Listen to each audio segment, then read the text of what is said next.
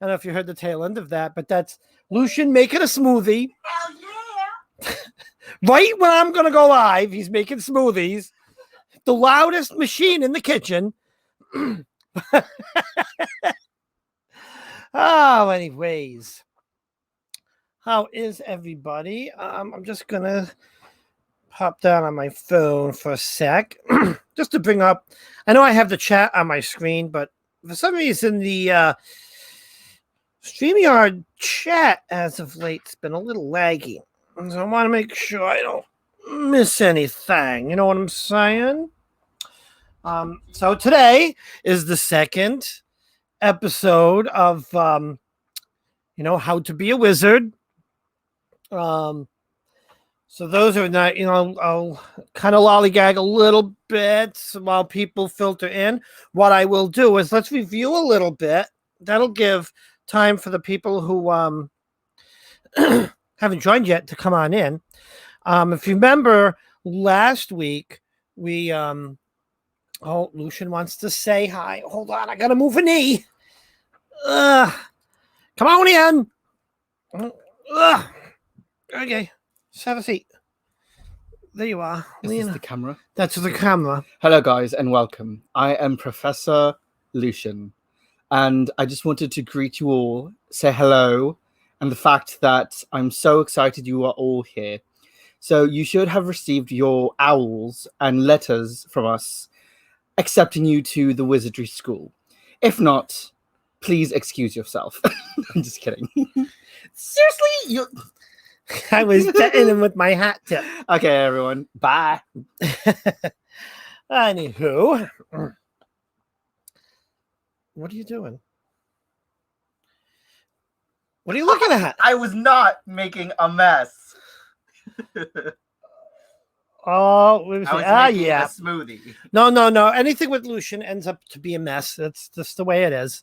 I'll go out there. There'll be like smoothie all over the ceiling and everywhere. Okay, so if you remember last week, we talked a little bit about, the colors of magic as it pertains to wizardry, right? And kind of the focus practice. Remember, what? Okay, he's trying to do like, because all right, let me listen. Let me explain something. So when Lucian was doing his hoodoo class, I was actually logged in with my headphones and YouTube, listening to it just to see how it was coming out. And the thing I didn't realize is that there is a huge delay between what is live and what you guys perceive. So I'm sitting here and it's got to be a good minute. And he's like, does something animated. And then it happens on my screen like a minute and a half later. And it's the funniest thing.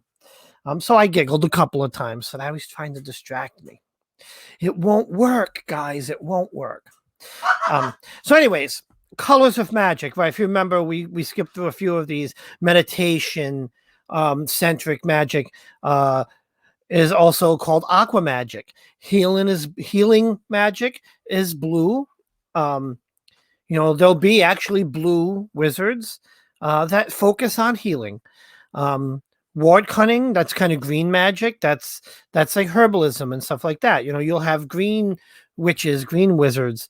What are you? I'm gray. I'm a dark wizard. And I'll get into that. Divination's yellow magic.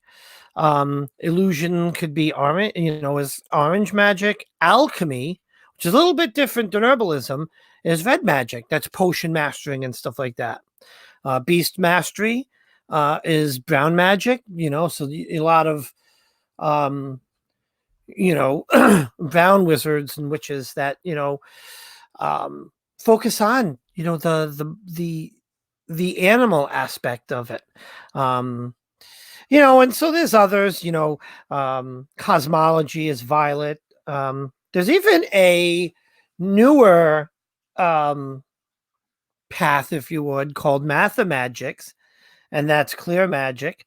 And that's just kind of, people who are really adept at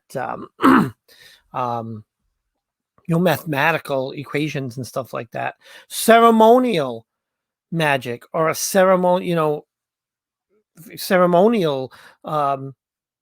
ceremony, if you would, that's considered white magic. And lore mastery is gray magic.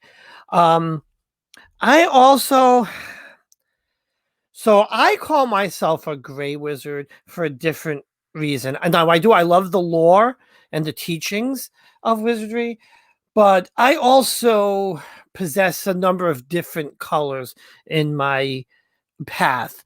I'm, I do divination, I do tarot, and scrying. That's yellow magic.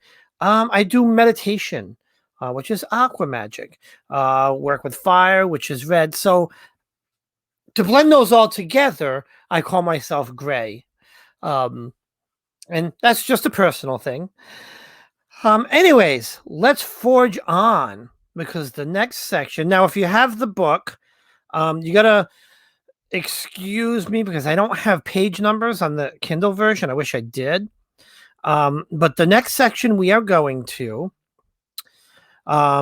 it's magical talents. Oh, you know what I can do? Hold on. I know what I can do to help you guys out, just in case. Because I'm sure I can find it in the book where I'm at, too. Give me a second. I'm thinking.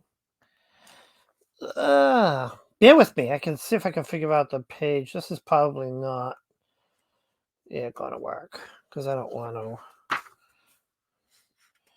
My life as a wizard. Oh, bear with me. I'm sorry. Reaction reading. Just want to find out. We talked about personal. See, I'm thinking like a wizard.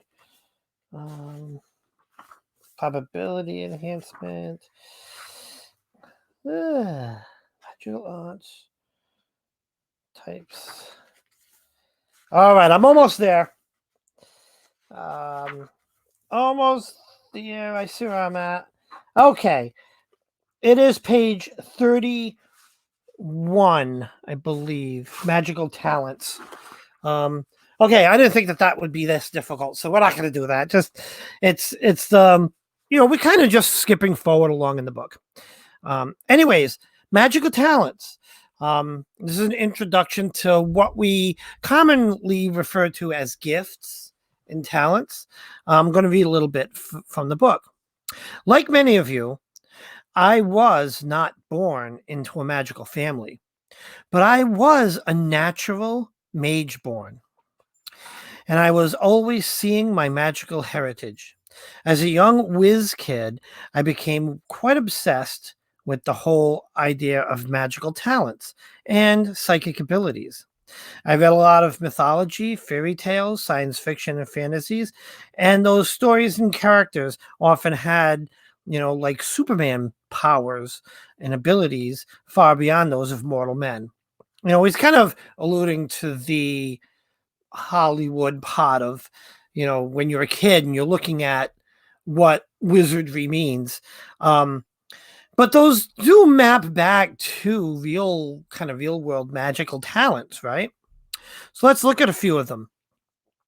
Empathy. Empathy, feeling someone else's emotions or another's physical pain and or symptoms. Empaths come in two flavors, receiving and projecting. Receiving empaths pick up what others are feeling, when others around you are happy or sad, so are you. Projecting empaths infect or project to others their own emotions. I'm an empath. I can sense people's moods and energies in the room with me. I don't know if I project much of that at all. Interesting. Never thought of that. Another talent's telepathy.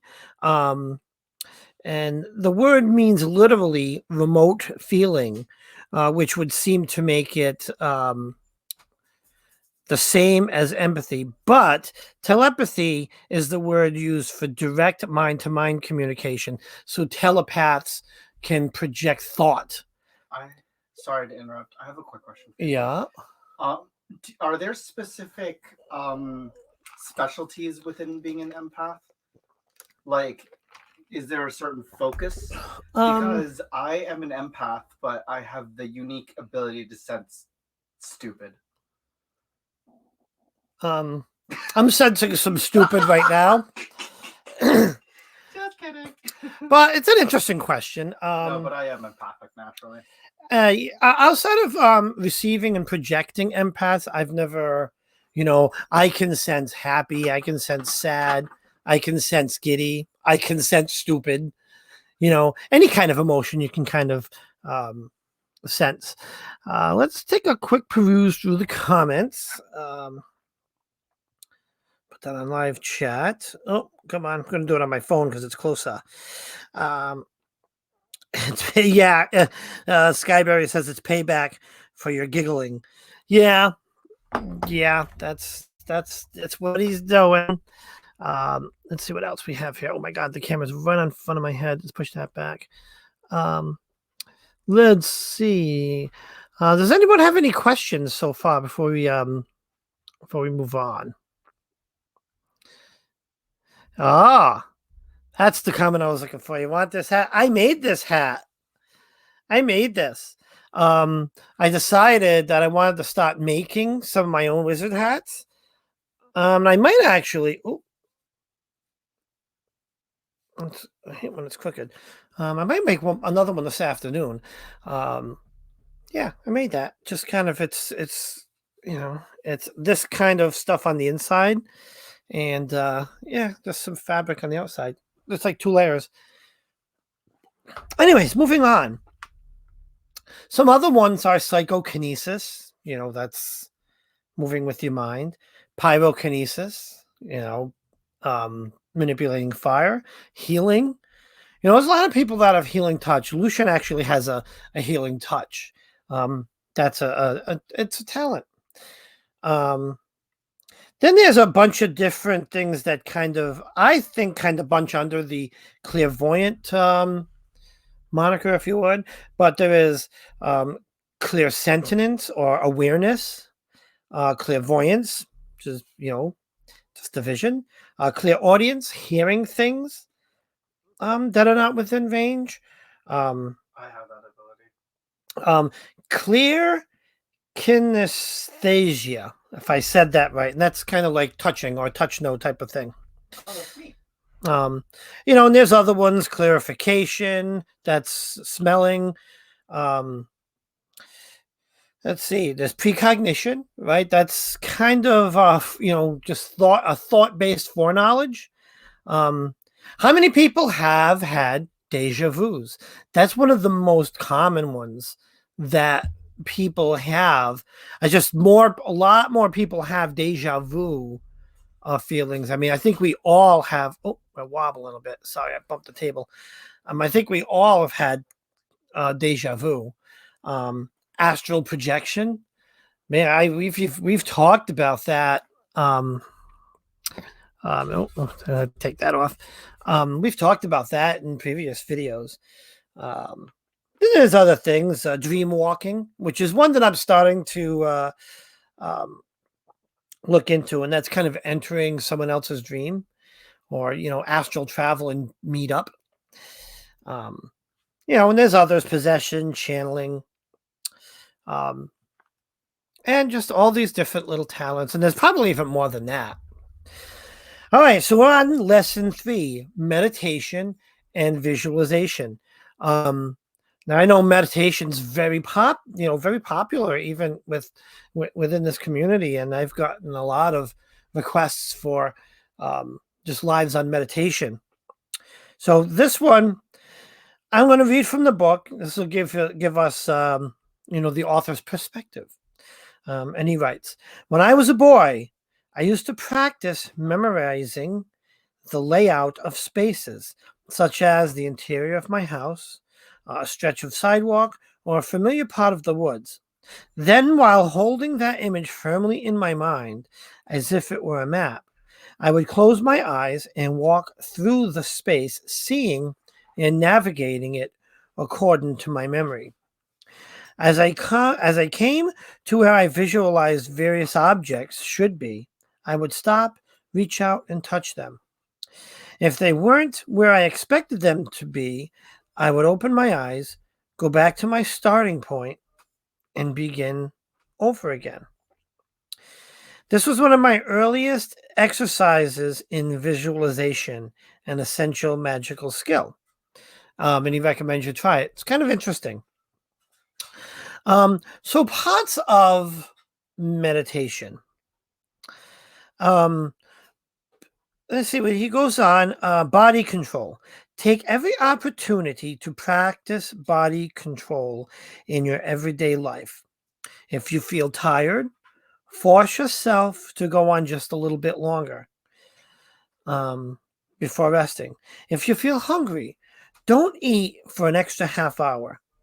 If you feel thirsty, don't drink for a while. Practice walking on a balance beam. Take gymnastics, handstands, somersaults if you can, backflips, all that stuff. To kind of, you hear that phrase, mind over matter.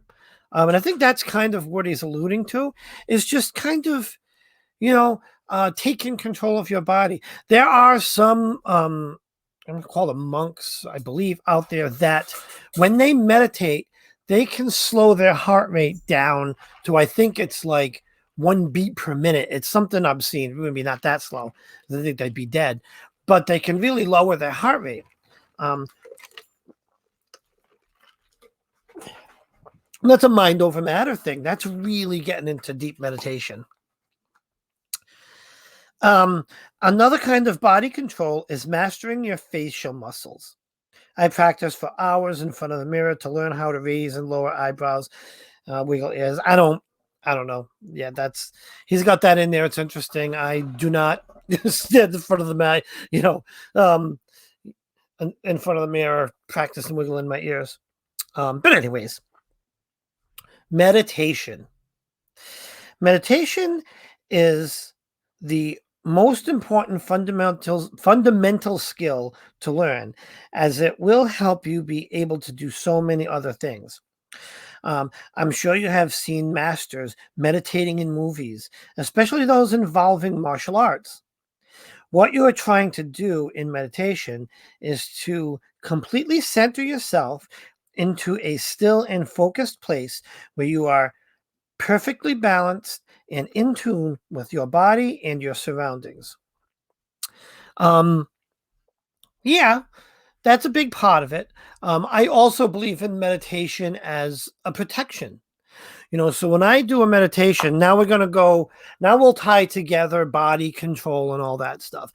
So when I do a meditation for myself or for guidance, or I'll kind of talk through what I usually have people visualize in a guided meditation, so I take my surroundings, and a lot of times I meditate right here in the house, and I kind of push that aside. And, you start with your breathing, nice, steady breathing. You start with a nice, comfortable, natural seating position, and you focus on your breathing, and then you will just kind of in your mind go to what I call a happy place. My happy place is a large field, with kind of a little bit, not super tall, but like knee high or shin high, kind of that field grass. That field grass is purple and green. It's just so colorful. Almost looks like what you call it, not violet. Can't think of it. But anyways, you get the picture. Itchy nose. And I focus on that. The sun is shining. So it's very visual, right? Then sometimes I will, envision myself levitating off the ground. There's sometimes I think of myself as sitting inside of a flower. And that moves on to, my visualization of cleansing. I'm breathing the clean, universal energy in through my nose. It's washing into my body. And when I exhale through my mouth, I envision the dirty energy coming back out to be recycled. So a lot of visualization in cleansing meditations. I also will envision, protective energy just kind of surrounding me, almost like a bubble. Anyways, moving on, another interesting skill, if you would, seeing and reading auras. So I'm going to read from the book.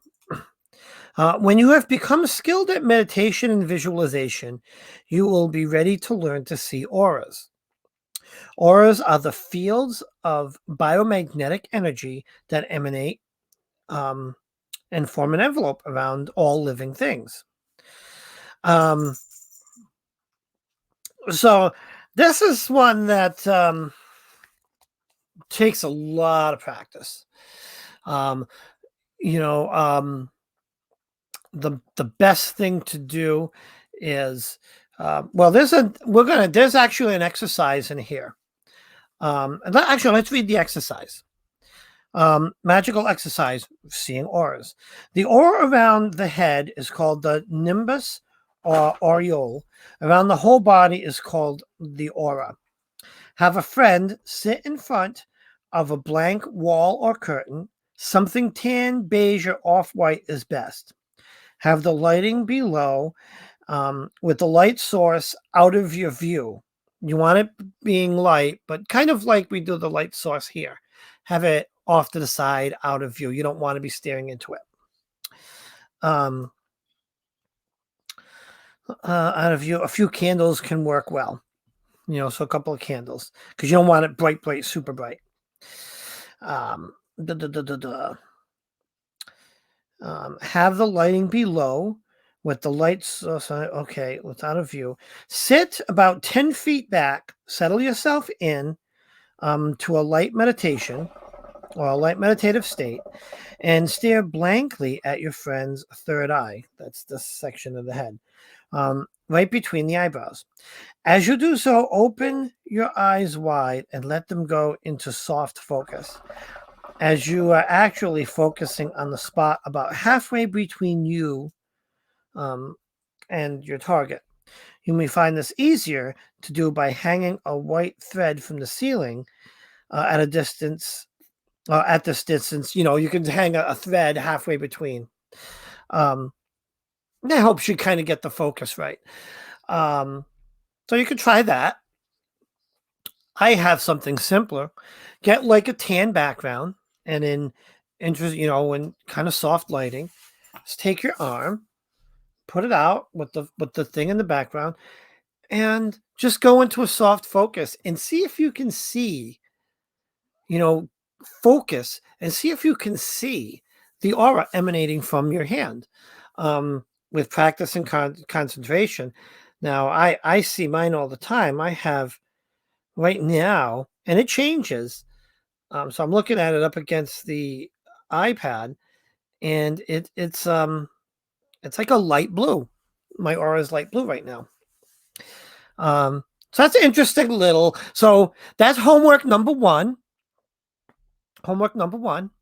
See if you can see auras. If you have a friend, try the friend method. Sit them right in front of like a off-white, tan. I would say white or off-white works even best. It's the best colors. If not, get a piece of paper, in the nice, light source, not too bright, not too, you want to be able to see it. Put your hand right in front of the piece of paper and see if you can see your aura. Right? Another thing you can try to do, what the book goes into, is controlling your aura. Seeing auras of others is a passive exercise. Now, here are some exercises for you to achieve or to actively expand and control your own aura. I'm going to skip down to candle flames. Light a candle in a darkened room and practice using your auric tractor to repulse beams and affect the flame. So with practice, if you use the hand technique, right, really focus on the aura. And when you get to seeing it, over the piece of paper, see if you can extend it out. See if you can, control the size of it.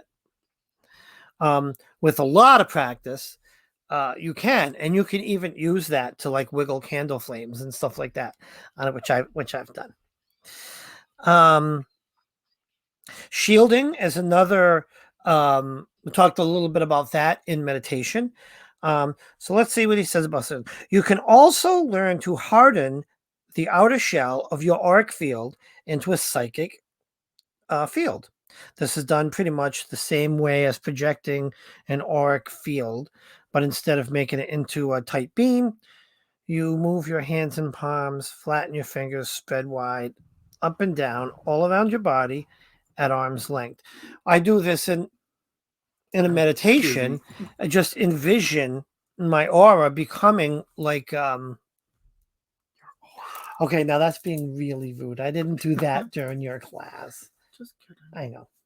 Just come your aura. You're my aura? I was your aura. My aura is feeling a little pilled today. Did you take more of those pills? I did. Oh God.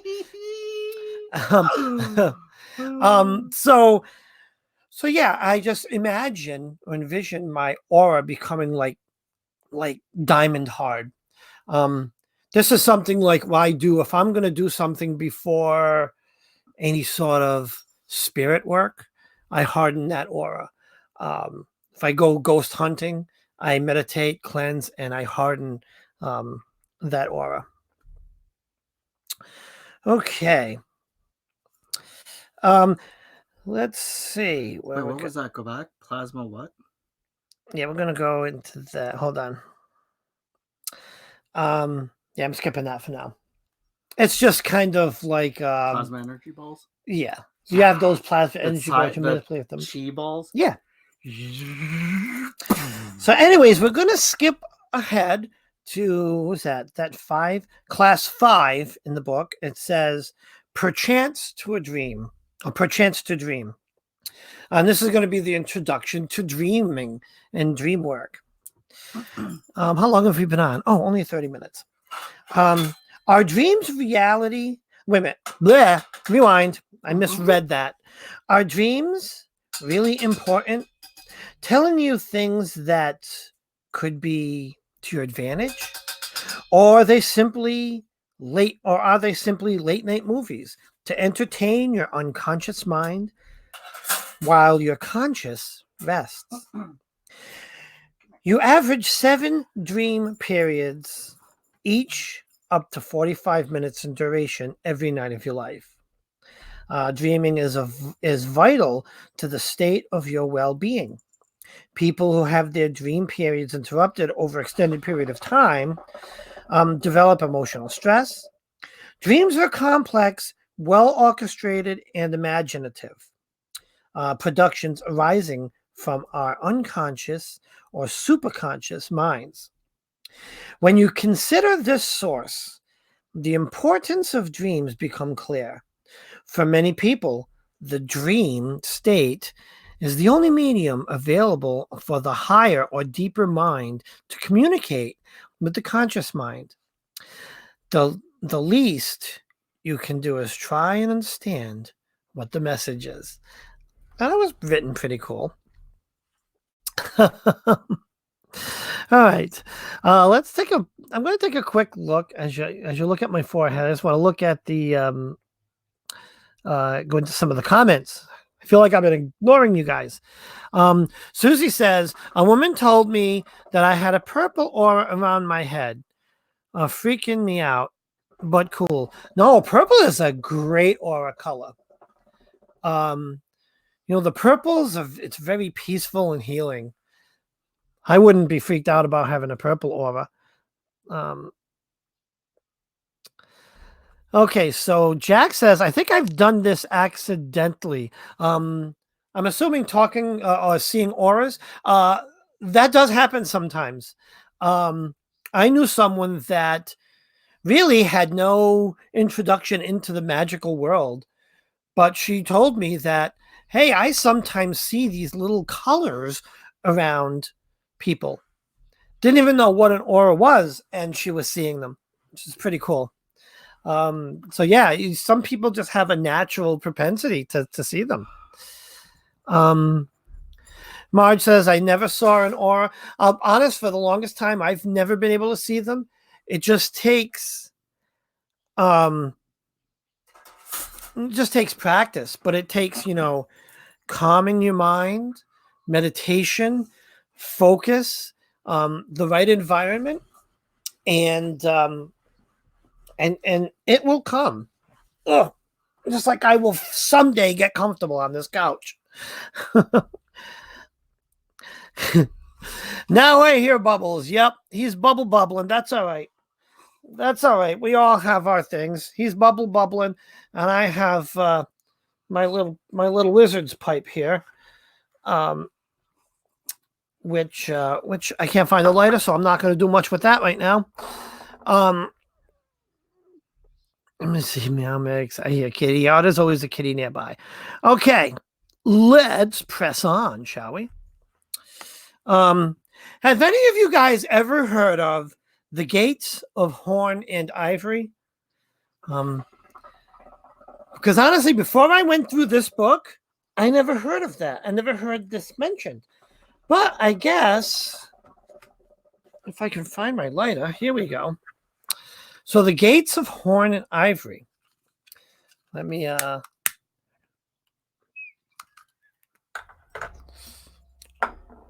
okay.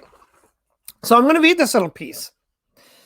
It is said that dreams may come in through either of two gates, the gate of the horn or the gate of ivory. Dreams that come through the gate of ivory, I guess which are most dreams, are about our own internal matters. Mostly, these are the ways our mind sorts out, processes, and files the ongoing events, experiences, and thoughts, of life. There are numerous fascinating little dream dictionaries available that list various symbols encountered in dreams, and we'll get on to that because there's some listed in this book. Along with interpretations of their meanings. As he goes on to say, I will give you a few examples below, but the interpretations of dream imagery and symbolism will vary from person to person and are not always universal. And while the images and occurrences in such dreams may be of deep personal significance to you, it is important to understand that they are about you and not about others. So that's dreams that come through the gate of ivory. Dreams that come through the gate of horn, on the other hand, are true dreaming. These tend to fall into two categories: dreams that are remembrances of past things forgotten, and dreams that are foretelling of things to come. Things forgotten that may be remembered in dreams include events and experiences from your past lives, your infancy or your childhood. All that happened to you before you acquired speech in, your current incarnation. Or if you have been unconscious as in an accident or a surgery, or UFO abduction, okay. Memories of what happened during that period may come true in dreams. So what he's saying here is that dreams that come through the gate of horn are they could be things from the past. They could, as we're kind of dreaming and having those deja vu moments or you dream of something and it happens in the future. That all happens, through the gate of horn. And that happens more often than not. Whereas Ivory dreams are processing the things today, or those wild and crazy dreams. And we talked a little bit about, when we were talking about astral projection, I had mentioned keeping a dream diary. He goes on in this section, keep a special dream diary beside your bed. And the first thing upon awakening, write down as much as you can remember of your dreams, especially the vivid ones. Note also the date and any special emotional impressions you may feel. Over time, as you reread these entries and note which dreams may have come true, you will learn to recognize and distinguish between the gates of horn and ivory. Yeah, if you analyze them, that'll kind of come. But that's the key to actually working with dreams, is the dream journal. And it simply is because that when you wake up, every second that you're awake, the dream fades just that much. So, like, to really record the vividest of dreams, or the most detail, it should be wake up, grab diary, write it down. Before you even take a breath, you're writing down in the diary. Another meditation I want to kind of interject myself in here is journeying, and it may come up. I believe it comes up later in this book, but I'm going to touch on it now, because I know he later in the book he talks about some journeys that he's been on. And what I call journeying is something wrong?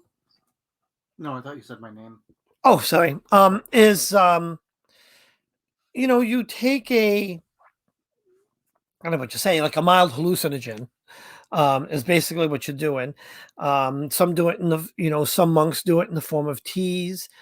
Some smoke it, mugwort, wormwood. Because I'm such a big cannabis enthusiast, and because I believe cannabis is bar none the safest way to do this, and that's a whole other class on, that whole other live on how cannabis, as opposed to other mind altering substances, has zero impact on the brainstem, which is why it can't kill you. It can make you as paranoid as hell, make you do stupid things, but it literally can't impact your vital signs enough to cause death. Whereas other stuff, even alcohol, can, because it affects your brainstem, can slow your heartbeat down, do a lot of things. So anyways, I got off on a tangent, and that was my one squirrel of the day. But if you're a cannabis user, especially if you're in a legal state, wink, wink, go to your local dispensary and get something that, so what I do is I go on this app. I get this app called Leafly, and you can look up any cannabis strain known to man, and it'll give you a whole profile of it. So I go on the website of the dispensary I'm going to go to and see what they have on their menu, and I'll go to Leafly, and I find the ones that focus on euphoric, because you want euphoria. A lot of times it's sativa heavy hybrids. And the second part of this is go get some CBD candy. The CBD candy is a little bit of a safety in case you get the paranoids. And, you basically get yourself pretty baked and you meditate. I did this with a purpose, right? I've been wanting to know who my spirit guides are for ever and ever. And I just never really thought of how to find them. And then a friend of ours did a spirit walk, a spirit journey, and found hers. And I was like, ooh, I'm going to try that. So I wrote down on a piece of paper, spirit guides, put it on the table in front of me, and I proceeded to, get high and meditate. And I found out that my spirit animal, he started out as an eagle and transformed into a griffin. Quite fascinating. Or it could just be me being nuts. Let's see. Let's go to some more comments. I've actually decided to start working on raising my vibration so I can open myself up to more things like this. Absolutely.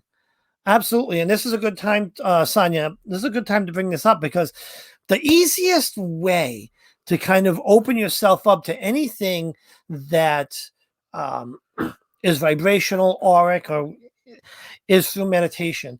Getting a good meditation routine down and really focusing on the imagery in your meditation, really it opens the doorway to so much. You can meditate. Okay, so some of the things I do when I meditate, I can meditate to astral travel. I meditate to send out energy to others, especially healing energy. I just meditate for intuition. If I have something that's troubling me, I'll meditate and I will envision myself, in a room with a bunch of smart people trying to solve this problem. And I've come across solutions that way. So meditating for protection and cleansing. It's a huge, huge thing. So definitely meditate and you'll find some of these doors will open up. So Earthy Phantom Seeker says, I had a really bizarre dream last night, so I wrote it down. That's awesome. I try to write down like all of my dreams.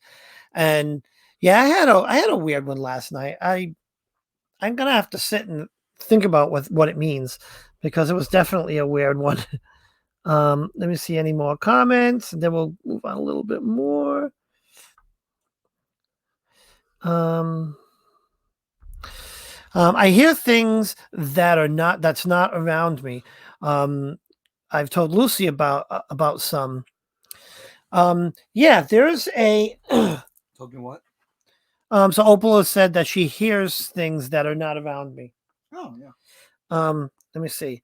Give me 1 second. I don't want to lose my spot. We'll put a bookmark there because I'm going to flip back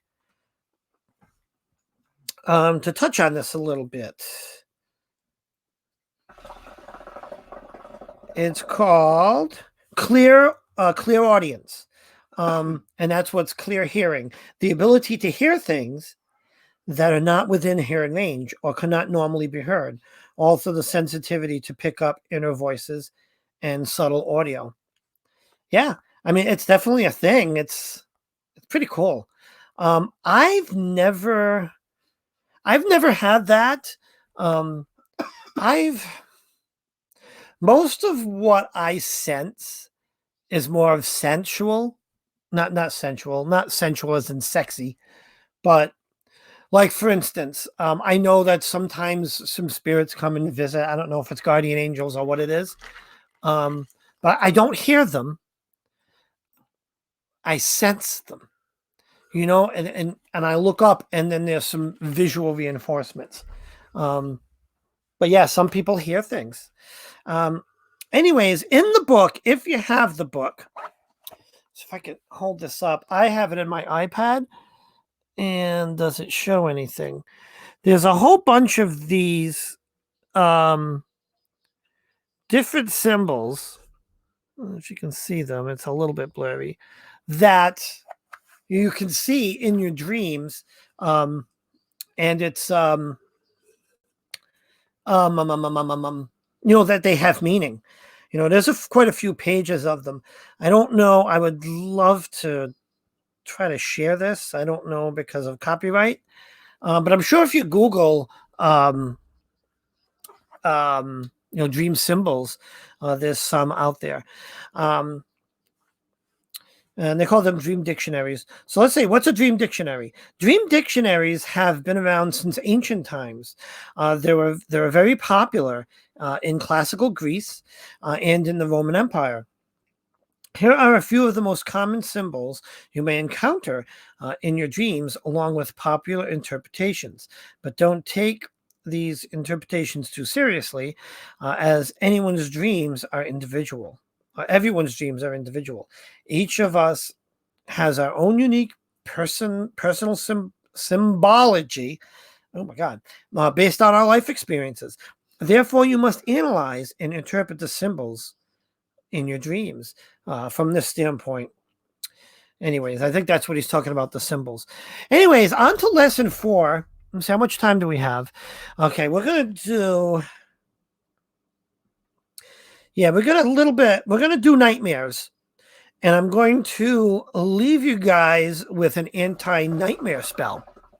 So let's talk a little bit about nightmares. Now, I know I've shared my experiences with night terrors and stuff like that, but let's see what this book says about nightmares. A nightmare means literally a monstrous black spirit horse that carries us away on terrifying and uncontrollable ride through dark and scary places. That's where the word nightmare comes in. And Lucian's here. Speaking of nightmares, hi. Oh, you call me a nightmare, you bitch? Oh, he's feisty. But let me run through this because we got 15 minutes because I want to end on the top of the hour. Nightmares are like a stuck replay with added dramatization and special effects of experiences too frightful to think of in our woke state.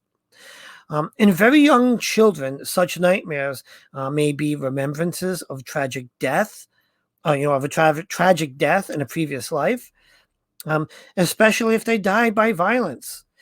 These night terrors can, be so frightening that they cause insomnia, and that is very true. And he goes on to say, throughout my early childhood, I was haunted by nightmares in which I kept reliving my last death.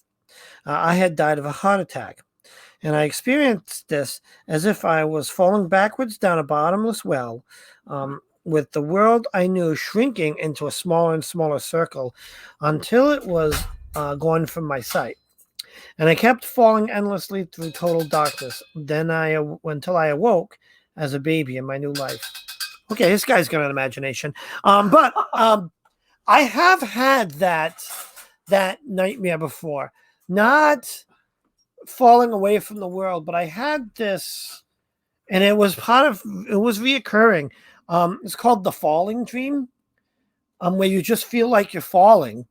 And I was literally in those dreams falling like from an airplane, just, I land on random things. And I learned that you just concoct things in your dream. And I used to land on things like cotton candy, a big giant mattress. I had a big fat dog, big fluffy fat dog that I used to land on. Yep. But yeah, there's all kinds of, different nightmares and stuff like that. So I want to quickly share a little bit of a nightmare spell with you guys. And if you have the book, it's written right in there.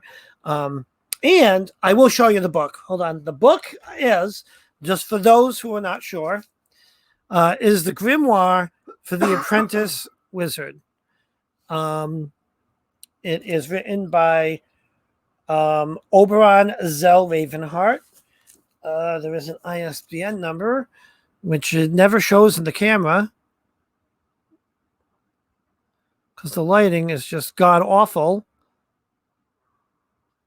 Focus. All right, I will read the ISBN number. Or I think I have such awesome admins in here. They posted a link in the last live. If someone could, please just post an Amazon link to this book. That would be fantastic. Grimoire for the Apprentice Wizard. Okay, let's get my iPad right. The anti-nightmare spell. Hang a dream. So if you have a dream catcher, and we have them around because Lucian actually made a few, And maybe I'll bring him on to show us how to make some dream catchers. Yeah. But if you have a dream catcher, hang it above your bed. Well, we have one. Oh yeah, go get the one you made. Okay. Or you could use a small wreath of gray feathers over your bed. But yeah, just have a nice little dream catcher like this. This is the one that I made. That's the one that hangs above us. Right. They prevent nightmares and bring restful sleep. A pyramid-shaped crystal under your bed will protect you from psychic attack in your sleep. And hang up a red onion and place mugwort under your pillow to keep away evil spirits. Then set a magic circle of protection around your bed each night before you go to sleep. You do it like this. Stand in the middle of your bed and hold up a mirror, such as a makeup mirror, facing outwards so that the walls of your bedroom are reflected. So you're pointing the thing outward. Turn around clockwise in a complete circle and visualize a circular reflective wall spreading outwards from the mirror in your hand, as if you are, on the inside, of a mirrored Christmas tree ornament, if you would. So you're making a sphere of protection. And then what you do is you say this: circle of light surrounding my bed. Start again because I can't read. Circle of light surrounding my bed. All fears of night gone from my head. May peaceful dreams come unto me. As I do will, so mote it be. Another charm against nightmares goes like this: thou evil thing of darkness born, of tail and wing, and snout and horn, fly from me from now till morn. All right, so we're going to wrap it up there. Next week, Dave, Marge is asking what the ISBN number is. Okay, I will read it. ISBN number. Okay, so it reads like this: ISBN -13 978 1 56414 711 0. I'll read it one more time. ISBN 13 978 1 56414 711 0. I'll do the ISBN number. Wait, what was it? 13:978-1. Yeah, I don't know how you read that. Okay, This one, I've never seen them have a number on that part of the ISBN. But yeah, post that in there. Or you could go to Amazon and search for it and post a link in there. But anyways, we're going to wrap that up here. I just want to go back to the comments to see. Anti-nightmare spells are on page 41. Thank you, Opal. If you're thank you, Marge. You got it. Awesome. If you're enjoying this clash, smash that like button, folks. Oh wow, it's just interesting. Susie the Gemini, my teeth fall out nightmare. So you have a nightmare of your teeth falling out? That's crazy. That's an interesting one. That Bob girl says, I dream so much it takes too long to write them down. Yeah. I usually just jot down the last one. That's the one I immediately remember when I wake up. Susie the Gemini says, I have anxiety dreams sometimes. Oh, yeah. Yep. That's kind of, those could be a nightmare unto themselves. Let's see. Let's see if any other comments.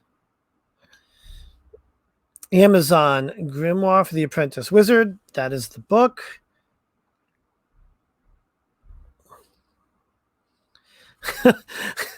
Putting an onion in your bed will surely keep a lot of other things from happening in your bed. Yeah, it'll make that bed. Yeah, I don't do the. I stop at dream catchers. Yeah, onions in the bed, not so much. All right. Let's see. The teeth thing could be that you're not speaking your truth, holding back. Interesting. It's an interesting interpretation. I'll have to look at some of the symbolization that we have in the book and see if there's anything that like that. That there is the ISBN number. All right, guys, that's it. We'll wrap this up. This is another week. We'll pick this up next week at the same time. Let's see what's coming up this week. I know Wednesday night readings. We will be back to do some readings. I believe we're doing upcoming shows. Oh, we never decided a name for the doll. We have got to. We were supposed to. Okay, this is what we're doing. Sorry, we are slow and unfocused people. So it's going to be to your advantage because we will take more. We're going to keep name voting open until Friday. Then Friday, before popcorn party, we are going to pick a name. Yes. Or I'm going to keep calling your doll thing. Okay. Nope. I'm going to call it that. I'm going to call it it. And it's going to float down here too. No, seriously. That's it. Voting is going to stay open for this week. So put some names down. Put it in any of the recent. We'll go through some of the comments. We don't get a whole lot of comments. And you can put reminder. it. Hold on. Oh. Hold on. Oh. Hold on. It's coming. It's coming. That's your boob. I forgot what I was gonna say. You can post it in the comments under this video. You could do it under Lucian's earlier. Do it under one of the previous popcorn party videos. And remember, the winner will receive a custom altar kit. That they get to choose the items for the altar kit. Yeah, so I will message them personally. I will send them photos of all the awesome thrift store finds we have that we're giving away, and they will get to choose the pieces that they want. Yeah. Woo! Oh, and October also is going to be donating some books to that. And maybe I will throw in a couple of the small crystals that I have personally tumbled myself. Yes. So think of good names, folks. Good names. You know you want to win. That's right. All right, guys. Thank you for joining. I hope you guys are finding this interesting. Because what we have coming up next week, we're going to talk about lucid dreaming. Oh, will there be a Facebook box to comment on? Yes. A Facebook box to comment on? To put names in for the doll. You know what? Yes, make one. Yes. I will make one now. Yep. He's gonna make one now. Yeah, we could do. We'll take him on the Facebook page as well. Absolutely. So next week we're going to talk about lucid dreaming, journeying, and dream walking, dream discovery, and then after that we are going to talk about some patterns of magic, which gets kind of interesting. Patterns, divination, holographic stuff. And let's see, metaphysical concepts, a lot of interesting stuff coming up. And then for the next course, we're going to talk about, we kind of switch gears a little bit and we go into course 2, and that's nature, natural mysteries. We'll talk about, the balance, the circle of life, the cycle of time. So a lot of cool stuff. There's some zodiac stuff in here. Oh my God, I can just keep flipping ahead. But I'll go back. But where am I going? Yeah, so next week, lucid dreaming, and some of that stuff. So guys, thank you for joining me. And this is the new time for this class, for this live too. I don't know if I mentioned that. But anyways, also, so this is the Facebook group. If you're not on there, Lucian's going to be posting a. I just posted it in the group. He just posted it, so we can name that doll. And that's it, guys. Thank you for joining, and have a great rest of your weekend.